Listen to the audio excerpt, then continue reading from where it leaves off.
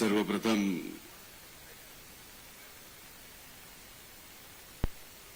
स्वर्गीय दादांच्या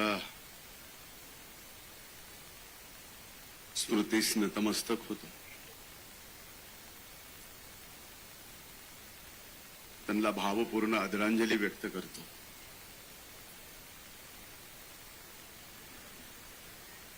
आणि ज्यांनी दादांना घडवलं आणि या महाराष्ट्राला आणि देशाला दिलं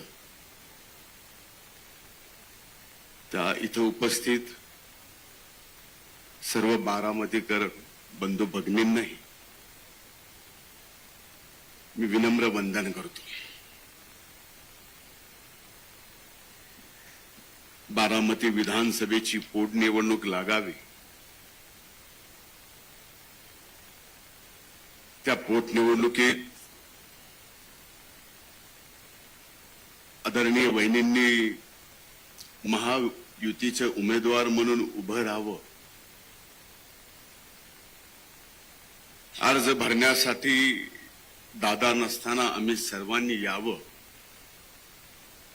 आणि तुम्ही उघड्या डोळ्यांनी ते सगळं बघावं असा विचार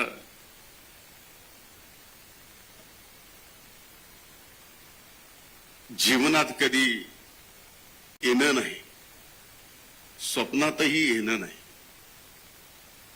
जे घडायचं नव्हतं ते घडलंय, म्हणून आज ती वेळ आली आहे.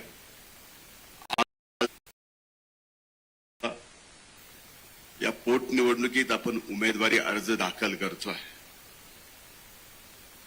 व्यासपीठावर उपस्थित आदरणीय तटकरे साहेब, आदरणीय प्रफुल्लभाई, सर्व आदरणीय मंत्री, राष्ट्रवादी काँग्रेस मित्र पक्षाचे आणि ज्यांनी पाठिंबा दिला अशा सर्व संघटनेचे सन्माननीय नेते आणि इथं उपस्थित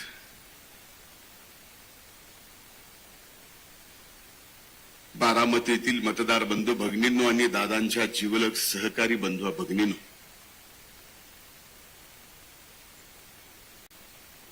दादांच्या अकाली जाण्यानं या बारामतीच्या मातीचं नुकसान तर झालंच, न भरून येणारं नुकसान.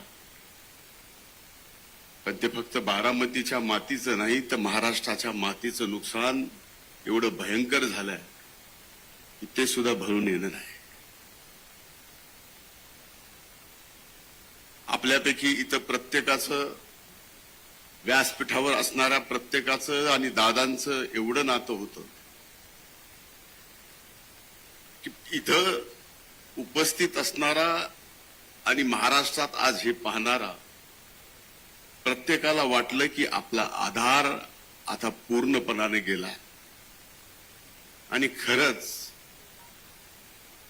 दादांच्या जाण्याने इतके दिवस झाल्यानंतर सुद्धा क्षणाक्षणाला दादांची जाणीव होणं, दादांची उणीव भासणं की माझ्यासारख्याला होती आपण तर बारामतीतल्या परिवारावर, वहिनींवर,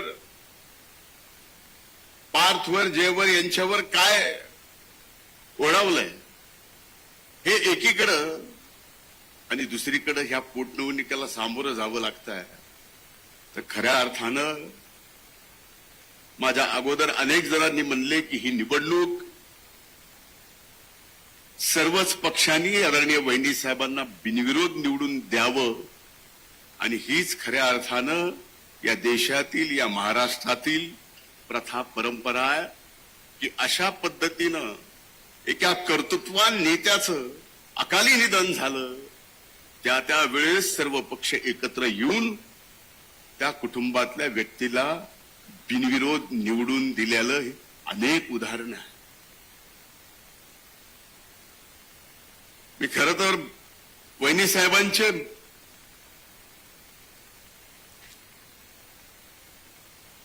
आभार मानतो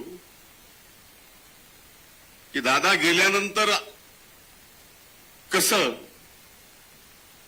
तर सर्वाधिक दुःख ज्याला आहे त्यांनी दुःख आपलं बाजूला सारलं आणि हा पूर्ण राष्ट्रवादी काँग्रेस पक्षाचा परिवार माझ्या दुःखापेक्षा मोठा आहे. मला त्या परिवाराच्या दुःखात या परिवाराला बाहेर काढलं पाहिजे, ही जबाबदारी आपल्यासाठी वहिनी साहेबांनी घेतलेली आहे.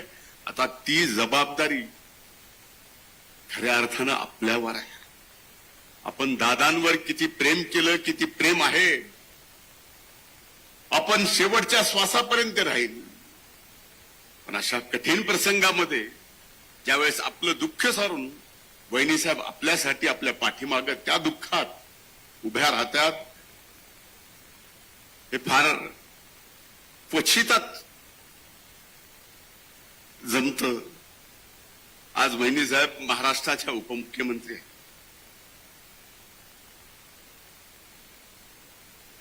उभा महाराष्ट्र त्यांना पिंजून काढायचा. दादांची कमी भरून येणार नाही, पण दादांची उणीव भासू नये एवढं मात्र नक्कीच वहिनी साहेब आपल्या सर्वांसाठी करतील. हा माझ्यासारखा, मला मुलासारखं सांभाळणाऱ्या वहिनी असतील, दादा असतील, हा माझा विश्वास.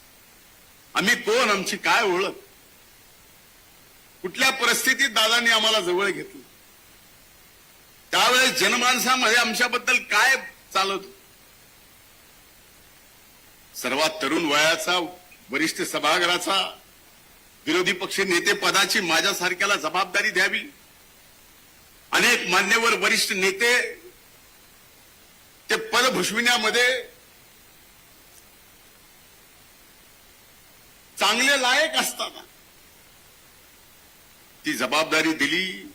आणि आज महाराष्ट्राला माझ्यासारख्याची ओळख झाली. ती माझी ओळख नाही, ही आदरणीय स्वर्गीय अजितदादा पवार साहेबांची ओळख आहे. ही धनंजय मुंडेची ओळख नाही आहे. आणि आपल्यापैकी अनेक जण जे इथे आहेत ते दादांच्या प्रेमापोटी आले. आपल्याला सुद्धा कुठं ना कुठं जीवनातील कुठल्या ना कुठल्या वेळेवर दादांनी आपल्याला साथ दिली. दादा आपल्या पाठीमागं उभा राहील.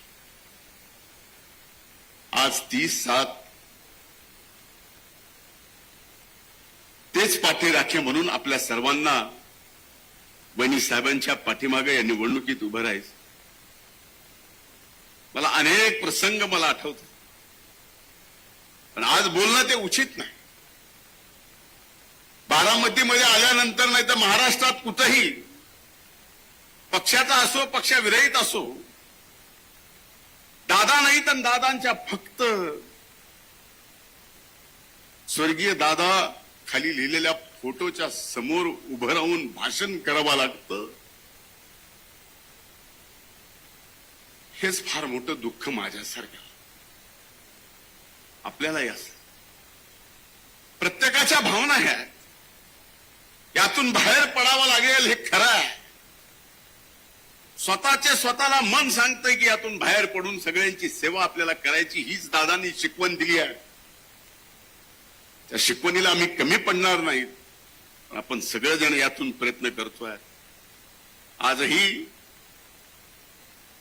माझ्यासारखा एक कार्यकर्ता सर्व पक्षातील नेत्यांना या व्यासपीठावरून आज वहिनी साहेबांसाठी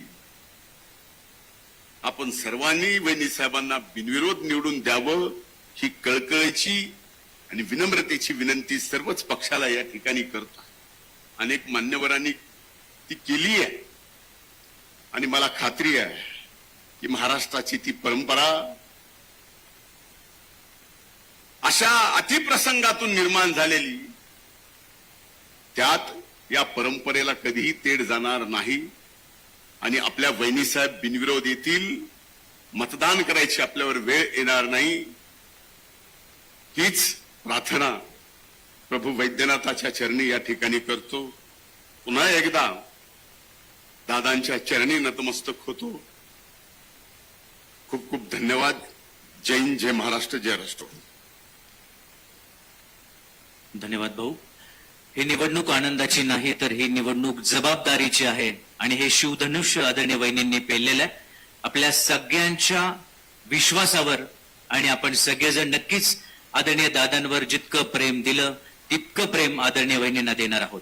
यानंतर मी ज्येष्ठ नेते आदरणीय दिलीपराव वळसे पाटील यांना विनंती करेन की आपण आपलं मनोगत व्यक्त करावं. आदरणीय दिलीपजी वळसे पाटील.